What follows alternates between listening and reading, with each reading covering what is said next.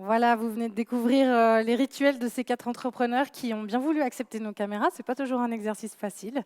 Alors j'aimerais qu'on les accueille comme il se doit. Leïla Schwab, Fran Bettrizon, Julien Colli, André Schneider. Je ne sais plus dans quel ordre c'était. Merci. C'est pas important.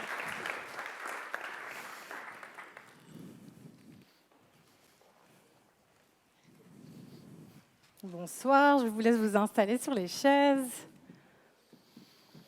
Peut-être qu'on peut avoir un petit peu de lumière sur la scène, ça serait super. Oui. Mais oui, alterner, je c'est pense. très bien. Alors, je ne sais pas si vous nous voyez bien, on dirait que c'est oui. Bon, d'accord, allez, super.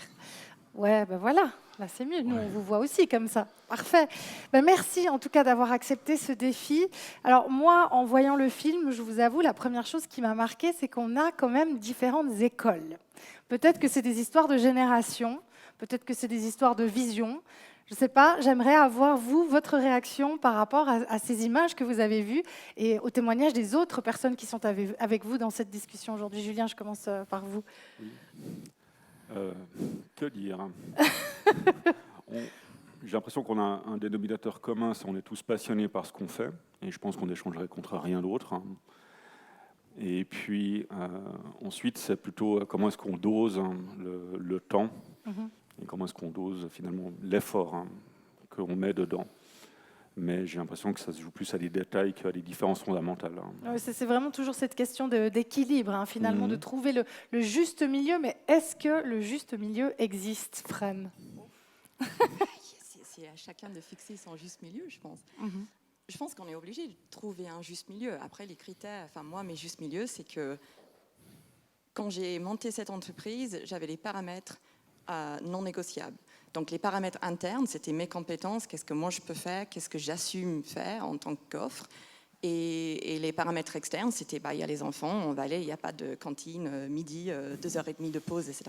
Donc, il y avait certaines choses qui étaient fixes. Donc, pour moi, le juste milieu, c'était, j'ai besoin pour moi d'avoir quelque chose que j'assume, dont je suis fière. Après, oui, on ne peut pas mettre de côté tout le reste dans la vie. Après, heureusement qu'il y a les enfants, parce que ça t'oblige de faire une pause. C'est ça, il n'y a pas le choix. Mais en même temps, vous disiez, moi, je fais fonctionner ma vie par cases. Donc, c'est des petites cases. C'est quoi? C'est comme du Tetris. Et alors, des fois, ça s'imbrique bien, des fois, ça s'imbrique moins bien. J'ai une petite labyrinthe, en fait, et je me balade dedans et je change de boîte. Oui, je pense que mon mari serait assez d'accord avec ça. J'ai passé près de 20 ans dans le secteur humanitaire et pour moi, l'entrepreneuriat, c'est un peu une extension de cette expérience parce que l'humanitaire, c'est pas un travail, c'est peut-être une carrière, mais c'est pas quelque chose où tu vas au bureau, tu reviens le soir. Bien sûr. Donc tu le vis 24/24, 7/7. Et pour moi, l'entrepreneuriat, c'est identique, c'est la même investissement personnel, c'est la même passion, ça laisse peu de place pour ce qui est à côté. Donc à nous de fixer ce juste équilibre. André, je vous vois acquiescer. Oui, je peux que féliciter ce que j'ai découvert un peu dans le film, que finalement chacun a trouvé sa propre voie de traiter avec ça, où il n'y a pas une solution parfaite. Bien sûr. Mais je dirais, pour moi, c'est beaucoup ce qu'on a vu dans la première présentation, c'est cet équilibre avec l'énergie qu'on peut encaisser et combien on utilise et qu'on ne la perd pas. Moi, je suis quelqu'un que je suis assez très énergétique, pour le dire comme ça. Et j'ai eu, dès le départ, quand j'ai travaillé pour le World Economic Forum, quand vous avez un meeting à Davos qui dure 7 jours, vous êtes pratiquement 24/24 en route et avec une crise après l'autre. Mais moi, j'aime ça. Alors, ça fait que peut-être, pour moi, la question de l'équilibre avec la vie privée s'est jamais vraiment posée, ou d'une manière beaucoup plus différente que pour plein d'autres. Mais ça, c'est ma solution. Et heureusement, ma famille, alors je ne suis pas entre ces 80% qui sont divorcés, et j'ai fait nettement plus de temps que les autres. Mais néanmoins, il faut après aussi avoir un environnement familial qui est d'accord avec. Bien sûr. Alors, ça n'a pas toujours été parfait. Mais est-ce qu'ils ont vraiment le choix, André? Oui et non. Je veux dire, à la fin, on peut aussi déclarer que ça ne marche pas. et on se sépare. Hein. Je ne veux pas dire que c'est une solution à chercher.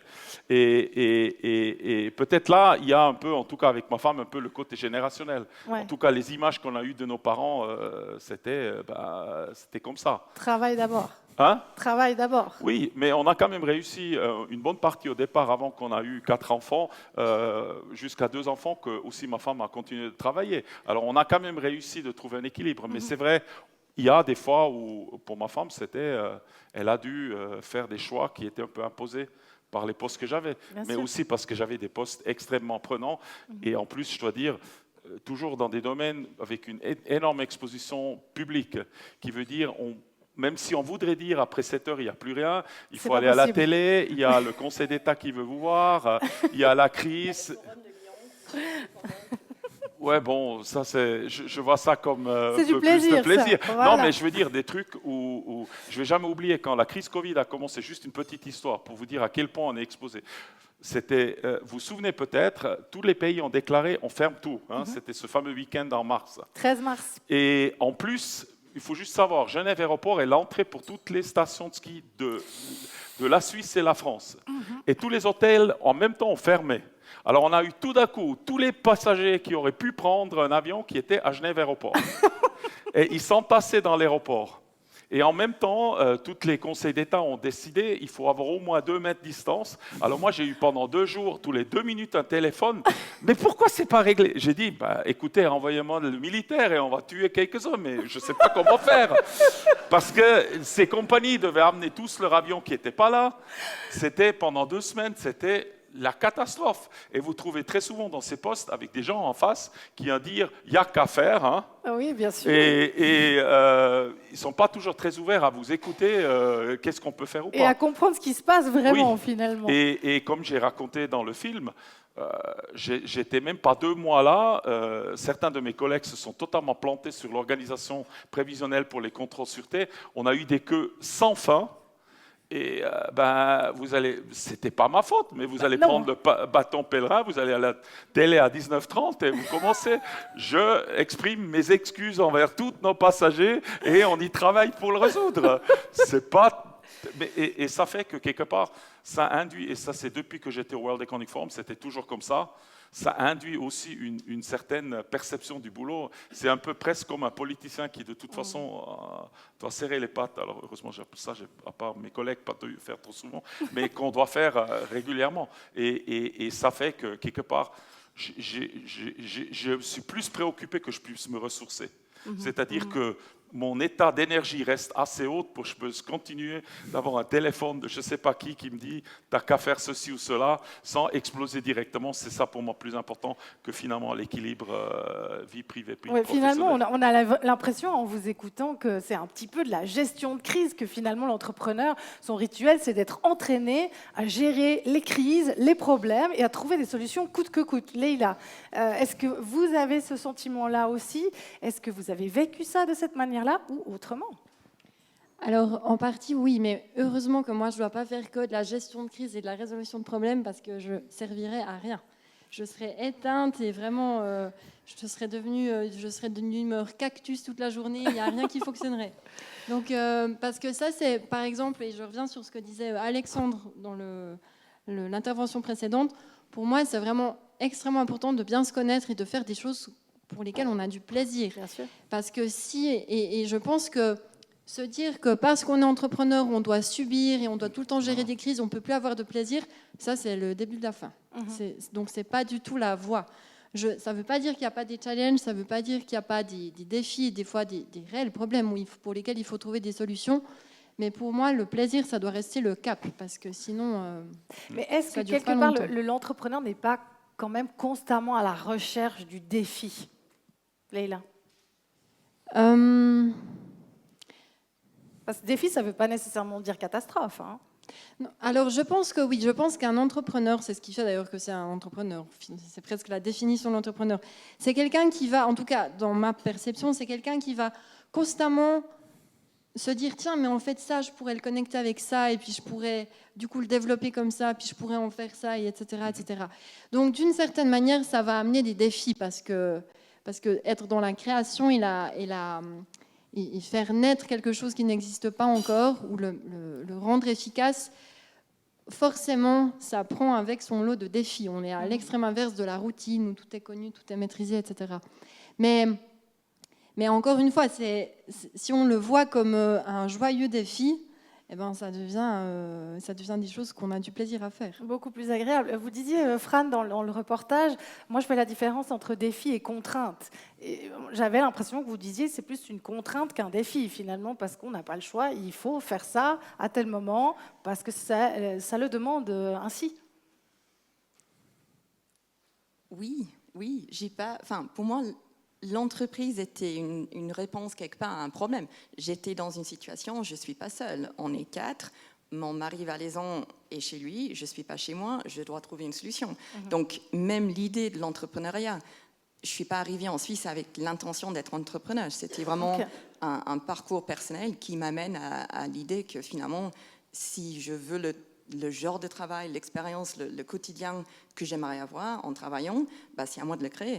Donc, oui, et puis après, là, ce qu'on vit dans cette entreprise, pour moi, il n'y a pas de problème grave. On est surtout venant du milieu de l'humanitaire. Hein. Oui, donc tout est relatif. Pour moi, c'est des contraintes. Et puis, je me rends compte que même j'avais parlé du zonage et les permis de construire, etc. Quelque part, même ça, c'est positif, parce que chaque obstacle t'oblige de réfléchir un peu plus, parce que finalement, c'est pas si simple, donc je vais être créatif, et on finit avec les solutions qui sont peut-être mieux, ou plus créatives, ou plus innovateurs que ça aurait été. Et ça, c'est chouette. Vous vouliez réagir, André? Non, je trouve ça c'est très intéressant. Et après, chacun, je suis totalement d'accord, doit faire aussi les trucs qu'il aime. Alors c'est pour ça que je change aussi régulièrement mes jobs, parce que j'aime vraiment gérer les crises, et les crises les plus terribles. Mais si vous restez trop longtemps, vous allez les créer vous-même. Hein. Ah non, on va les créer soi-même, et c'est pas vraiment une bonne idée. Hein. Mais je trouve que c'est aussi important de reconnaître, même si on essaye de se concentrer, ressourcer avec les activités qu'on aime, qu'on accepte aussi. J'ai aussi des activités, c'est pas vraiment le truc que je chéris le plus, mais je le fais. Ouais. Mais qu'on ne se laisse pas totalement envahir par ça. Je pense que c'est ça qui est important. Julien, on a vu aussi dans le reportage que vous disiez que vous, vraiment, la routine, ce côté de mettre les choses en place d'une certaine manière, c'était vraiment quelque chose qui vous rassurait. Aujourd'hui, cette routine, elle a été complètement rebattue. Le jeu, les cartes ont été rebattus avec l'arrivée d'un enfant. Peut-être d'un deuxième enfant, vous me disiez au téléphone. Ouais. Alors, comment est-ce que vous allez gérer la suite? C'est un défi au quotidien, mais c'est un défi qu'on a voulu. Et je pense qu'au départ, dans la création d'une entreprise, il y a une recherche de plaisir, une recherche d'autonomie, de mettre en place quelque chose. Donc ça fait partie du plaisir. Et ensuite, il y a les contraintes qui viennent. Et puis, il y a des contraintes plus ou moins grandes. Par exemple, la crise du Covid, comme André l'expliquait, ça c'est une assez grosse contrainte quand même. Et puis, ensuite, il faut s'adapter. Et tous les jours, il faut s'adapter. Et j'avoue qu'au début, dans ma carrière d'entrepreneur, il y avait tellement de nouveautés à mettre en place. Il y a tellement de lois, de règles. On apprend à recruter, on apprend à gérer une équipe. Enfin, il y a tellement de choses, j'avais besoin vraiment de toutes ces routines pour me rassurer. Aujourd'hui, je me rends compte que c'était un confort et que je peux m'en passer. Donc, je peux maintenant consacrer du temps à trouver des solutions, soit pour mettre en place d'autres routines, parce qu'il en faut quand même quelques-unes, soit pour apprendre à gérer l'imprévu. Est-ce que justement c'est aussi le propre de l'entrepreneur, c'est d'apprendre à devenir meilleur dans cette gestion de tout ce qui est ces skills au final, ces aptitudes? On s'améliore tous les jours, parce que si on ne s'améliore pas, on ne progresse pas, et si on ne progresse pas, l'entreprise ne va pas durer très très longtemps. Donc c'est une nécessité. Je pense que c'est une routine, quelque part, de s'améliorer, ou de chercher à s'améliorer, ou de chercher à optimiser. Si aujourd'hui vous deviez choisir une chose centrale dans votre carrière d'entrepreneur qui vous a fait du bien, ça serait quoi? À tous les plans, vous choisissez. C'est une très très bonne question, auquel je n'ai pas vraiment de réponse. Je ne sais pas. Je vais réfléchir un moment. Est-ce qu'il y en a d'autres qui veulent se lancer? Non, c'est pas évident. Mais alors, André, allez. Je suis confronté avec ça. Je suis passé à la retraite et normalement, je devrais maintenant être dans chaise longue avec mes jambes en haut. Alors Je j'ai crois un peu pas que c'est le réfléchi. cas, hein, mais... Non, c'est pas le cas. Alors j'ai quand même dû me poser la question, qu'est-ce que j'aime vraiment faire? C'est Et ça. pour finir, moi j'aime bien, là je travaille avec plusieurs organisations, c'est de aider, de vraiment faire ce qu'ils veulent faire la meilleure manière possible et peut-être inventer des nouvelles paradigmes de ce qu'ils veulent faire parce que la manière ancienne qu'on a eue comme idée, ça ne marche pas. Et moi j'aime vraiment beaucoup ça. Et après aussi le mettre en œuvre. Se renouveler finalement, toujours jusqu'à la fin de votre vie. C'est un peu les gens qui aiment les escape games. C'est de chaque fois trouver un truc qu'on ne sait pas comment on va le résoudre. Et après, en apprenant et on devient un peu mieux, on trouve des nouvelles manières. On a des expériences d'autres escape games qui permettent de les transmettre et de faire ça comme ça. Moi ça me ressource énormément. Leïla, moi j'ai l'impression, en ayant discuté avec vous, vous me disiez, moi quand j'étais petite, je créais des jeux à résoudre pour mon petit frère. Donc quelque part, j'ai l'impression que cette joie d'enfant, vous l'avez transposée dans votre vie d'adulte. Oui, vraiment. Et c'est vrai, que dans ce qu'on entendait au tout début de la soirée, quand on disait que le bonheur, c'était du temps qu'on passe dans la joie, moi, c'est vrai, moi je me dis, on a de la chance de se dire qu'avec les escape games, entre autres, on crée de la joie en fait pour les gens. Et oui, moi, c'est vrai, quand j'étais petite, je créais des escape games pour mon petit frère. Alors, je savais pas que c'était des escape games parce que ça s'appelait pas comme ça, mais fondamentalement, c'était ça que je faisais déjà.